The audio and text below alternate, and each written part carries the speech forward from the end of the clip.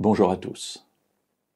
Très souvent, on se pose la question de savoir quelle trace nous allons laisser dans l'histoire, quel héritage nous allons laisser à nos enfants et aussi à notre environnement. Il y a bien sûr l'héritage physique, l'argent, les biens que nous aimerions laisser à nos enfants pour les aider dans leur vie. Mais il y a aussi l'héritage spirituel, intellectuel, oui, la trace que nous laissons dans l'histoire. Il faut avouer que pour cela, un certain nombre de rois d'Israël, du royaume du Nord, ou un certain nombre de rois de Juda, royaume du Sud, ont laissé une trace bien éphémère et bien marquée malgré tout. Je voudrais attirer votre attention sur un roi qui a régné 3 mois et 10 jours juste avant la prise de Jérusalem. Il s'agit du roi Jéhoïakin, et nous trouvons ce récit très court, un seul verset, dans le 2e livre des Chroniques, au chapitre 36 et au verset 9.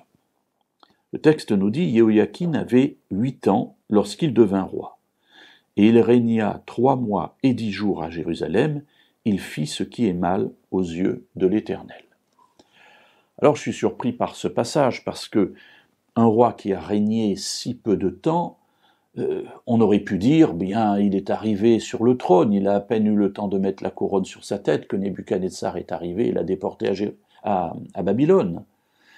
Et pourtant, les commentateurs vont retenir quelque chose du court règne de ce jeune roi, 8 ans. Il fit ce qui est mal aux yeux de l'Éternel. Ce qui veut dire que malgré ses 8 ans, le roi Jéhoïakin a présenté, a manifesté des prédispositions ou des dispositions qui ont été claires pour celui qui a écrit le livre des Chroniques. Il fit ce qui est mal aux yeux de l'Éternel. Comme quoi, même à 8 ans, et même sur un temps si court de 3 mois et 10 jours, il est possible déjà de marquer l'histoire.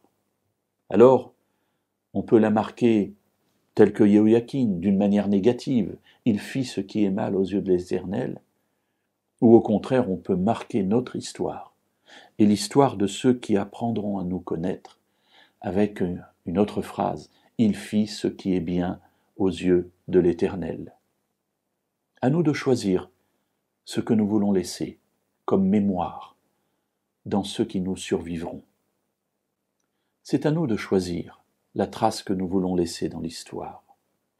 Soit une trace éphémère mais marquée, celle de quelqu'un qui fait mal aux yeux de l'Éternel, ou au contraire, une trace longue et persistante jusque dans la vie éternelle, de quelqu'un qui, au cours de sa vie, a fait ce qui est bien aux yeux de l'Éternel.